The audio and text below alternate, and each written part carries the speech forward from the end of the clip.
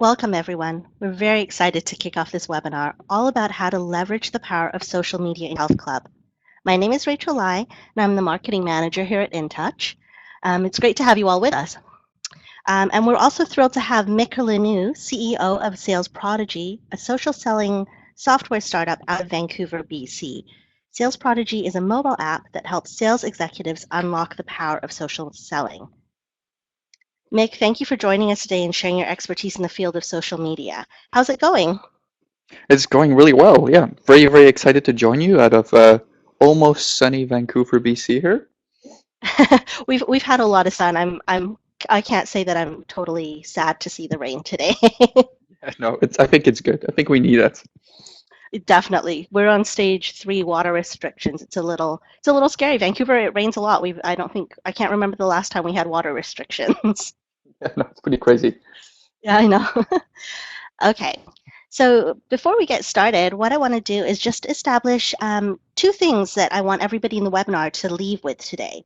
One is that we want you to understand how you can leverage the power of social media to build relationships with your leads and members. And two, we want to show you how technology can help you in your social media efforts and make it easier for you to manage your social media networks. So social media, it's all the buzz. It's not news to you that social media has been a hot topic for a number of years now. Seems like everyone is saying you need to be on this or that social media network, and it seems like a new social media channel pops up every other week. It's no wonder that 73% of adults in the US use at least one social media network daily, and that's from research by the Pew Research Center. That's an incredible percentage. So with so many people on social media, the chances are people are already on social media and they're already talking about topics you're interested in. And more importantly, they're probably talking about your club. So social media allows you to join the conversation, be part of it, and address anything that comes up in those conversations. And when we did a survey of our health clubs, 78% of our customers or health clubs that use InTouch said they already use social media marketing to attract new members. So if so many clubs are already using social media, why are we doing this webinar today? Well, it seems like every time this topic of social media comes up at IRSA or in articles that we write, people still have questions. They want to know how to use social media, what they should be posting, where they should be posting, when and why. So we're going to address some of those questions today. So Mick, maybe you can give us a quick overview of some of the social media networks. Yeah, awesome. I'd love to.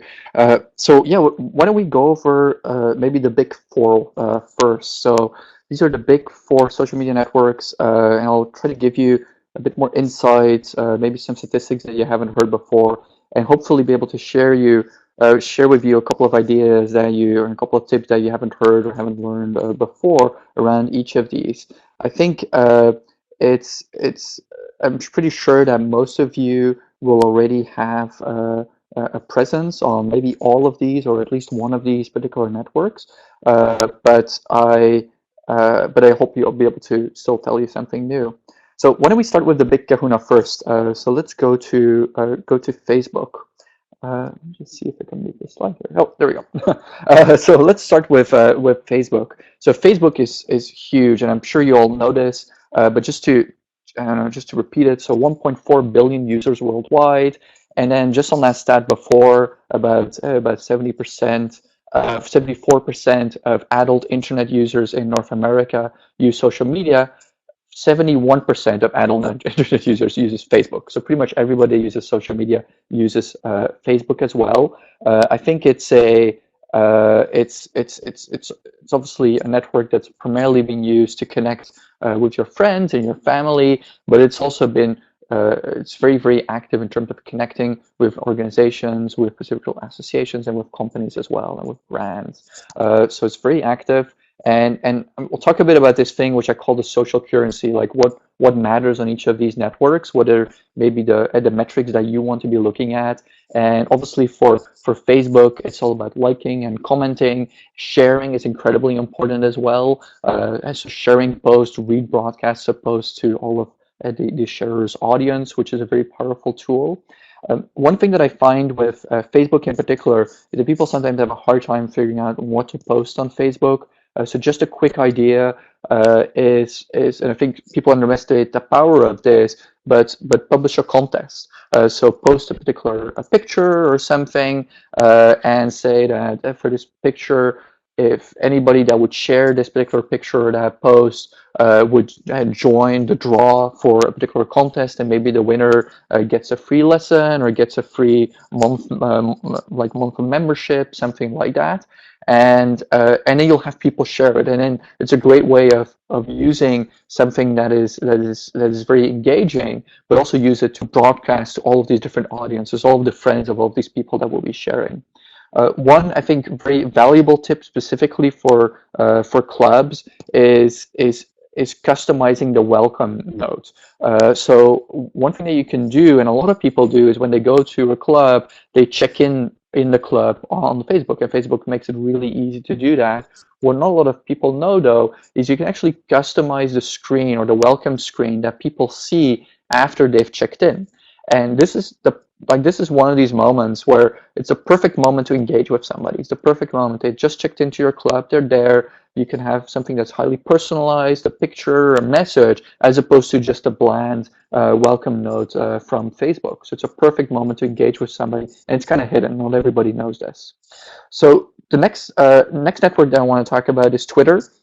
Twitter is quite a bit smaller than than Facebook, so it's about 235 million users. So let me just go to the next slide here. Oops. There we go.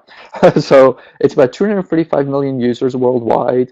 But what's really interesting about this, though, about this particular audience of the Twitter users, is it's very much like the global water cooler. These are 235 million people that are having this one huge open conversation. And while Facebook, you're very limited to seeing the posts and the updates of people, your friends, and the people that you're directly connected to. Twitter is much more open, so it's very normal to start talking to people that you don't even follow or you're not even connected to. The social currency is different as well, because you can favorite, you can retweet, which kind of looks like the same kind of actions as in Facebook, but because it's open, you can do it on posts and retweets and images that other people that you're not connected to follow. So it's much more easy to interact with people that you're not connected to with already. Again, I think a lot of people have a hard time figuring out what to post on Twitter. I think one of the greatest, like, because of this is such an open conversation, one of the greatest ways to provide content there is to live tweet an event. So if you have an open house, if you have for example, a particular teacher, like a famous teacher coming to your club to do a particular session, that's an active live event, and Twitter really shines with that. Like you can engage with people, you can post what's going on, you can post pictures, videos to give people a sense of what's happening inside of the club, and it's super interesting to see how people connect with that and how they want to be kind of virtually part of that event through Twitter. One thing that we've really learned in building our own followership on Twitter is engagement drives followers. So it's not just about, and you'll see this theme with a lot of social media networks, but it's particularly important for Twitter. It's not just about posting content or posting articles or posting pictures. You want to engage with people, engage with your existing follower base, but also engage with new people, and do that kind of one-to-one interaction. That really drives followers as well. Next network that I want to talk about is Instagram. Instagram actually last year passed Twitter in terms of size. So Instagram has about 300 million worldwide users. And the particular stat that I think is very interesting around Instagram is the demographics. So over half of all of the North American internet users between 18 and 29 years old is active on Instagram. So it's just an incredible audience. It's if you target that particular demographic, that's where 1 in 2 of them lives and is active.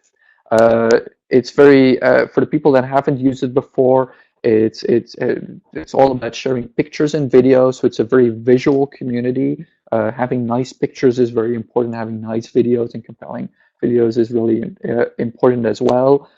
Again, on the content idea, try to go beyond just posting pictures of your equipment or your club or of your teachers. That's all great, but try to add something with even some more value in it. So that could be, I think, a great thing that people are doing is, for example, posting a picture of a nutritional dish or a particular product that you like to use. And if you have a dish, for example, you can add the recipe right there in the notes. And again, it's a piece of value that you give to your audience, and you'll see that people respond to it. Also, highly underestimated for people that are new to Instagram is tags or hashtags. You'll see these people post a picture and they'll have, I don't know, like 10 or 15 hashtags in the comments. The reason for it is that the prime way of discovering new Instagram posts and users is through hashtags. If you start adding lots of hashtags to your Instagram photos, you'll immediately start gaining followers and you start gaining interaction. It's just I think a lot of people forget it. It's extremely important on Instagram to be able to gain followers. And the last network that I want to look at is YouTube. YouTube is probably kind of the least social network of all of them because it's less about who you follow and who you're connected to. It's really the world's biggest TV channel, and the content is can be incredibly engaging. So you can provide content to your audience. It's obviously all videos, and there's some really good tools that YouTube has around measuring who's looking at your videos, what are they looking at, what are they interested in. So there's some great stuff there. Again, with YouTube, and the videos that are on there need to be a bit longer, so it's a bit more work. A great tip for the type of videos that you can add there are, for example, a video that shows the perfect form of an exercise or how to use a particular piece of equipment, and you can have a teacher or a personal trainer explain it. And again, you're adding a bit of value, and that is going to attract engagement. It's going to attract followers. Something that I think a lot of people forget on YouTube is the comments is where the engagement happens. So make sure that as people are commenting on your videos, is that you actually respond to them, because that's the social part of YouTube, and you want to make sure that that's engaged. And one thing that I forgot to mention, it's just a raw number, so 1 billion users worldwide. So YouTube is just an incredible large audience for you to work with.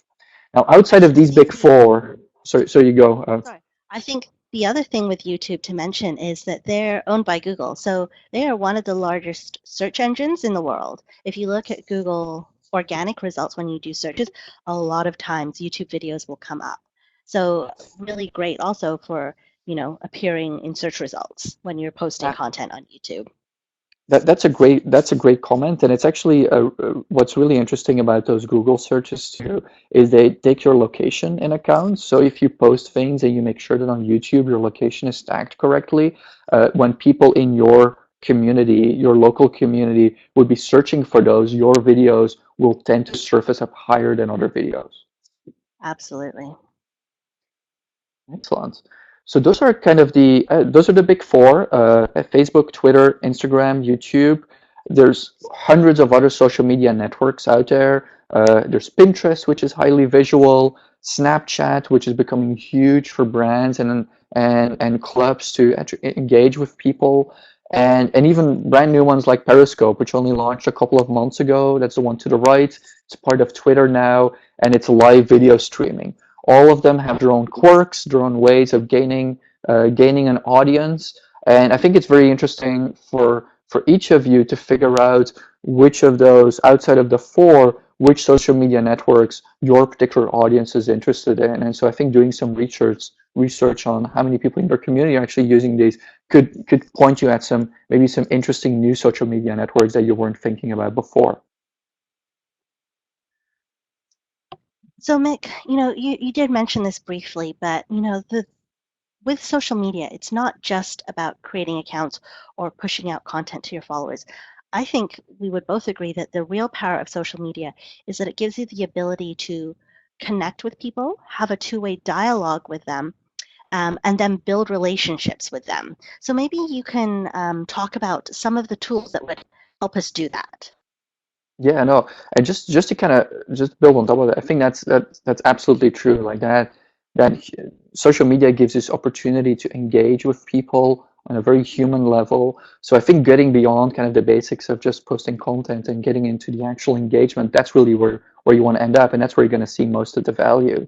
So I'm going to talk a bit about the tools, and I'm actually going to start with what I'm calling the native tools. So these are the tools that are provided by the social media networks themselves, and you should really, if you haven't, I think it's very interesting if you use these, make sure you kind of click on all of the buttons and browse around these apps a bit, because these different social media networks are constantly adding in new functionality that gives you new insight, new types of engagement. So make sure you kind of keep looking around in these apps. One thing that in particular, the Twitter app that we've been really looking at the last little bit, they've got some incredible analytics straight in their mobile app and also on their website, and it's just incredibly detailed analytics on a per tweet basis of how are people engaging with your tweets, how many times are they clicking on your profile pictures, all of these little tips and these metrics that will help you form your social media strategy and how you engage with people. And I think what's even better with all of these apps is very easy to use, and they're free. They're provided by social media networks. They're very high quality and they're free, which is outstanding. I just want to talk about some other tools as well. And the first one I want to point out is something that we use a lot internally, is a tool called Buffer. So Buffer solves a really important problem that I think a lot of you have that are doing and are using social media right now, is your customers are 24/7 on social media, they're talking, they're engaging, but you are not going to spend 24/7, 24 hours a day engaging with people and posting content. So what Buffer allows you to do is basically set up a queue, a list of content, posts, tweets, Facebook posts, and allows you to set up a list of those before you actually post them. And so the way that you use it is maybe in the beginning of the week on a Monday morning, you spend an hour just collecting lots of posts, you add them all to Buffer, and then what Buffer will do is on a schedule, and you can pick how often it needs to do this, but every couple of hours, 2 times a day, 3 times a day, it will take a post from the queue and post it for you on these different social media networks. And what's great about that is you can basically spend an hour each week. You post it with a whole bunch of posts, and then for the rest of the week, you're trickling out all of these posts and this content and these pictures to your entire audience. And then when they engage with that content or engage with those posts, then you can jump on top of that. But it's a great way of kind of creating like this background trickle of engagement and of activity inside of your network, and it's incredibly easy to use. It's free to start as well, so you don't even have to spend a lot of you don't have to spend any money on it to get started, and I can really highly recommend it. It also has a really good mobile app as well. So that's Buffer, great tool. The other tool, and I'm kind of biased because it's our own tool, is called Sales Prodigy. It's also great, and it solves this very specific different problem, which is around you don't have time to constantly monitor your audience and to constantly monitor all of your members that you're connected with. And they might be doing very important or very relevant things to you. And so what Sales Prodigy will do, I kind of misspoke my own product's name there. And what Sales Prodigy will do is it will constantly listen to all of your entire audience, all of your members, and whenever they do something that's highly relevant to you, whenever they talk about something that's related to your gym or to your sport, or they talk about a particular exercise, or maybe even when they talk to or talk about one of your competitors, one of your local competitors, what Sales Prodigy will do is it will analyze all of those posts, and when they do that, it will push you a notification on your phone in real time, so you can immediately respond to it, and it will feel to your members and to your audience, it will feel as if you're constantly listening to what's going on, and you're really on the ball, and you care about what they have to say, and you take the time to engage with them.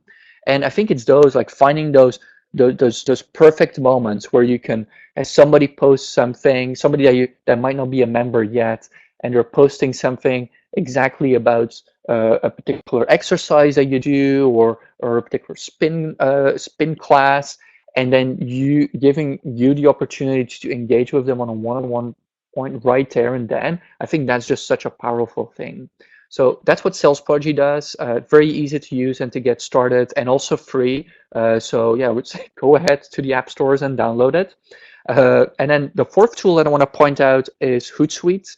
Hootsuite, I'm sure many of you would already heard of Hootsuite. Probably some of you are already using it. Hootsuite has a lot of features that Buffer has also some social listening features in there and a bunch of other plugins. It's a very full-featured app, which makes it a bit harder to use. And I think it's really skewed toward people that are kind of behind their desktop and are kind of either doing they're monitoring things kind of or monitoring social media more on a constant basis. So the use is a bit harder. It's also free to start, and it's incredibly powerful. There's a lot of functionality there that makes it just an incredibly powerful tool. And I can highly recommend it if you have, for example, somebody, a social media expert or somebody in the marketing team that's really going to look at social media. I think I can highly recommend to have a look at Hootsuite and everything it has to offer. So those are kind of those are kind of the four tools that I think are really great to get started. And Rachel, maybe you can talk a bit about who in the club, who in the organization should actually use them and should actually be involved in this process. Yeah, absolutely. So I think a lot of the times we see social media being a marketing function. That's certainly how it works at InTouch. So obviously, you have the marketing manager involved. However, a lot of the tools that Mick mentioned will also allow you to set permissions for other people to tweet or to interact on your behalf, and you can approve or monitor the posts as such. So I think it would be great if you have some of your sales staff interacting with your audience, and also your personal trainers. Your sales staff, because they are the people that your leads are primarily interacting with. So especially if you're using a tool like Sales Prodigy that listens for when your followers are talking about certain things, maybe if they're talking about health and fitness, or they're talking about certain exercises like Mick mentioned, or even they're talking about your competitors, your sales staff will know when to reach out to people because in their mind, they're already talking about a topic that is related to you. And then when it comes to personal trainers, I think it's so important for your personal trainers to build relationships with their clients. So interacting with them on Twitter or on Facebook, or if they post videos on YouTube or on Snapchat, or if your health club does, then at least your personal trainers can be there to comment back. And engage with people on those social media channels. So let's, thinking a little bit broader, taking it out of marketing and having more people involved in your organization. So just as we wrap up today, I just want to give an overview of some 3 points how clubs can become part of the dialogue. So the first thing is obviously to set up your social media networks and start sharing content. Create your accounts and start looking for content that will add value to the conversation. So Mick gave us some really, really good suggestions. Having contests, start posting articles on health and fitness, recipes, all that stuff will really help you drive engagement, because you're not just pushing your own content out there. It's not a self-serving agenda. By sharing content, you're adding value to the conversation.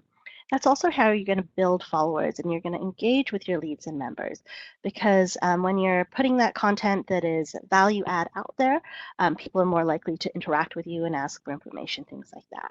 And then the third thing speaks to what Mick talked about again, is knowing when to interact with people. Again, using tools for social listening so that you can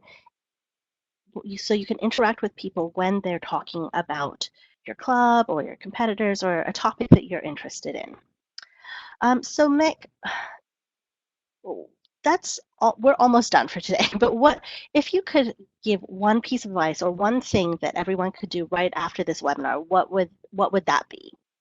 Yeah. And I've got a great thing to do.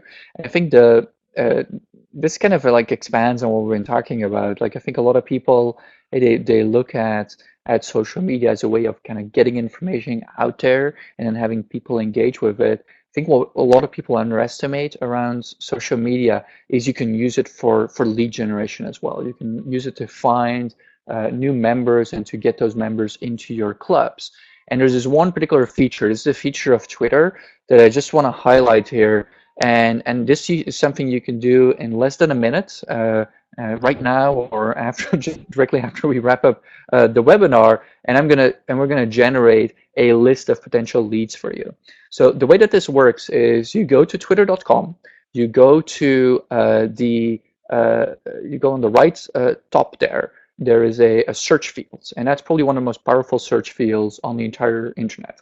And what we're going to type in is we're going to type in a word, and I used a leg day here. And what we're looking for is a word that would resonate well with your audience. It's the type of word that your audience or your potential members would use or would talk about in conversation. So that could be leg day, could be paleo, it could be namaste, it could be mixed martial arts, whatever it is. You put that particular keyword in there, and then you type space near colon me. And what that near colon me is going to do, it's going to look for people that mention that particular keyword in your community, so that are physically nearby you. So in your city, your town, wherever you are, it's going to find people that are close to you. So you hit that in, hit enter, and then you on those tabs there, I think by default it's going to show top. What you want to show, you want to hit live, and then what you're going to have is a list of people that are talking about this particular subject in your community. And you'll probably see a bunch of different posts just in the last couple of hours about people talking about that particular keyword. And all of those people are people that you can connect to on social media, build a relationship with, and that you can then get into your gym or build your credibility and get into your club as time goes on. So I think it's a highly underrated feature. It's incredibly powerful, and it's a great way of just finding new leads directly through social media, which I think is something that a lot of people have a hard time doing. That's great. I think that's a great tip. And when I think when I started on Twitter way back when, this wasn't even an option. So Mick, you taught me something today too.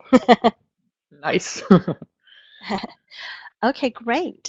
So that wraps up our presentation today. We do have some questions from the audience. So maybe Mick or I, if you have any questions, type them in the chat box, and Kristen's going to pass them to us. Mick, maybe, I know Terry had a question. What would be the best frequency of posts you suggest for each social media? So I think she's talking about the big four. Yeah, that's a really good question. I think what's almost more important for so I think there's kind of two things you have to think about. There's first of like how many times are you going to post per day, but also what time of day. So I think it really depends on your particular audience. For example, we sell, our customers are all over North America. So for us, time zones are a big deal. So we need to make sure that we cross both East Coast and West Coast. But we also need to make sure that we post things at a time when people would be checking their social media network, which for us is actually more during lunch times and just before and after business hours. So I think it's very important for you to figure out for your particular audience, when are they online and how big that time slot is. Then outside of that, I think Twitter is much more fleeting. So Twitter, I think it's very valid to take a specific piece of content and to might a particular post and to post or tweet that out multiple times, so 3-4 times the exact same one over a particular time span, because there's this problem in Twitter where if you missed it on your timeline, it's just gone. So you want to be able to just show up for all those people that have missed your post the first time. You don't really have that as much with Facebook. Facebook is really, I think the frequency there matters less. I think you want to probably have more, like each post, you want to post only once. And then hopefully drive as much engagement around those individual posts. Instagram is again actually much more like Facebook. They punish reposting as well, so they don't show it as often. So there you want to just do a couple of posts a day, You want to make sure that they're highly attractive, and you want to drive attention and audience and engagement around those posts. And again, use those hashtags very well. And then YouTube, it's more going to be around I think it's less going to be around frequency of posting. It will be more around your ability to create videos that are high quality enough that you can actually put out there. Yeah, I agree with you there. And I think for some networks, you also have to look at the tolerance. So I know, for example, on Facebook, people don't like it when you clog up their newsfeed, because when you log into Facebook right away, you see a newsfeed. They don't want to see your club come up all through their newsfeed. So there's a lot less tolerance for posts or frequency of posts on networks like Facebook. So what we typically do is we tweet maybe 3-4 times a day on Twitter, and then Facebook maybe once a day, every other day, just depending on the content that we're putting out. Okay, what about, Nick, of the 3 tools you mentioned, Buffer, Sales Prodigy, and Hootsuite, which has the best prospect conversion strategy? Ooh, that's a really good question. Obviously, the answer is Sales Prodigy. No, I think they all have different. So if you look at pure prospect conversion, so Buffer is really secondary. So you're going to be posting content, and then and that content people will engage in, and it's really, I think, that posting of articles and that constant stream of posts, that's almost a baseline for you. Unless you really want to do those posts kind of manually. So you want to have that as the background. It doesn't really help you direct with prospect conversion, but it does help you build an audience that you want to engage with. I think Sales Prodigy and Hootsuite are more directly related to prospect conversion. Sales Prodigy pretty directly. I mean, you load in your particular audience. It's a very focused tool, so it only listens to the people that your members or the people that you want to convert. So it only listens to those people and finds those moments that you can engage with them and actually turn them into prospects. Hootsuite again has a lot of this functionality as well. It doesn't really have the focused listening that Sales Prodigy has, but it's a great way of just listening to mentions of your brand, general keyword mentions out there. Maybe even set up some of those Twitter searches we talked about before on a recurring basis to basically find leads. So I think for prospect conversion, Sales Prodigy is probably your best bet, but you're going to have a funnel, and the funnel is going to be driven by Buffer, and the funnel is going to be turned into leads by Hootsuite. So that's probably kind of the progression that you would see, but they obviously all have a part of the conversion as part of conversion. I don't know, Rachel, what do you think? Well, what I like about Sales Prodigy over Hootsuite is that it actually sends you notifications. Like Mick said, with Hootsuite, you really have to actively monitor your Hootsuite streams. So, you can set up your streams for listening, but because I'm not notified, I have to either go scroll back through the stream to find out, when somebody or was talking about me or a competitor. And the other thing is, because the streams are like open searches, in Hootsuite, I don't think you can actually restrict by just your followers. So it's a lot harder to sort through those tweets and know who to interact with. So I would agree with Mick, and I would say that Sales Prodigy probably has the best prospect conversion strategy, just because it's very focused social listening. And then someone asked, can you give some ideas of contests you can run on Facebook? So Mickey did mention sharing photos. What's the end game with a contest on Facebook, I guess? Yeah. I think it's kind of interesting. So I think we were talking about this before, but I think the real goal with contests on Facebook is getting exposure to your particular page and getting your page out there to a larger audience than just the people that have liked or are following you right now. So that's the goal. And the way the contest can do that is you need to make sure that the activity that people will need to do to participate in the contest is going to rebroadcast it. So I mentioned before about this idea of posting something and telling people to enter the contest, they have to share the content, that's a great way, because again, you'll rebroadcast it to all of their friends and their connections. So it amplifies your message, and is a very positive way of kind of putting yourself out there. Another great way is, for example, having a contest where you tell people to post a picture of something that they've done, or something that they're eating, or a particular exercise, or wherever they are. Post a picture, and then to make sure that they tag the club as part of the text, or that they tag the club as part of the picture when they post it. And by tagging them, that makes the contest, and then you'll select the best picture or something, and that's the winner of the contest. So that's another really good way of getting people to post original content that they've created, which is a huge boost. So it becomes more engaging to their followers as well, and to their friends. But you're also adding in the club, and you're adding in the page, which is going to drive more traffic to you, and it's going to get people interested in what you do. I think I probably like this contest of having people create their own content the most, just because that content is so much more engaging. It's also really fun as a club to participate in. Yeah, do you have other good ideas for contests, Rachel? Or good tips? You know what I've seen that is very effective is if you run something like a 12-week challenge. So you can get people to post like a before and after photo of themselves and share it. And so, one, they're proud of what they've achieved in 12 weeks of fitness or eating healthy, or a combination of both. So that's great for them.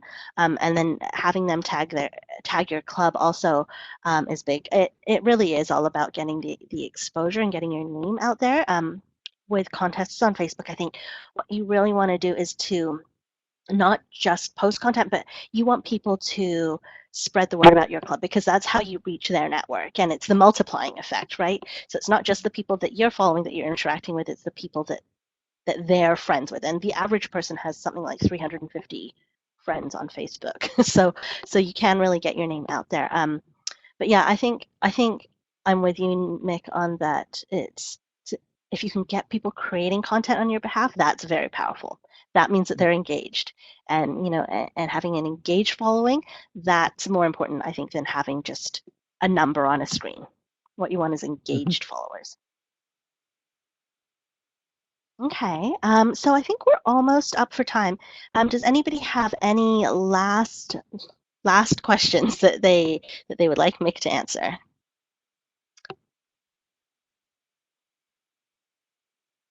Oh, here's one. Mick, what I'm worried about is when I start on social media, or I have a social media presence, but how should I handle negative comments on social media? What are your thoughts on that? Yeah, I think that's a great one. I think a lot of people are fearful towards social media because of those types of events, and maybe they've been burned on things like Yelp or some of these other kind of a generation of tools out there. One thing that is, I think, very important to keep in mind on social media network is that obviously everything is public. People will use it when they have a negative experience, or they, I don't know, just having a bad day. They will vent on social media. The great thing is the fact that you're doing it in a way that you can respond to it. And I think that's something where a lot of people forget is, if they wouldn't be doing it on social media, they would be walking around in your community and telling it to people. And there's this great thing where you can do, where if somebody posts something, or I think it's almost like an attitude towards, if somebody posts something negative, treat it as an opportunity. I think it's an incredible opportunity to build your brand and to approach a particular negative comment with obviously you want to approach it very positively. You want to help out, you want to figure out what's wrong, you want to fix it. And you see these brands and you see these companies, and something that we try to do as well, where people they post something that's relatively negatively, you use that as an opportunity to drag them in and to show to the rest of the world. And this wasn't really possible before social media, to show that you care, to show that that the issue that they might have is something that you can fix. So I think it's very important to obviously stay polite, to be very positive in the way that you respond, to not feel like you yeah, try to keep any possible negativity out of it. And I think that's the best way to kind of react to something that's happening, and feel very thankful that it's happening, because then it's happening in a way that you can react to it, because otherwise it would be hidden and you wouldn't be able to. Absolutely. Absolutely. I think social media gives us now the opportunity to hear those comments, respond to them, and then respond in a way that is going to rebuild trust with you. Thank you so much for your time today, Mick. That was great. I learned so much from you. Thank you very, very much. And have a good day, everybody. Bye now.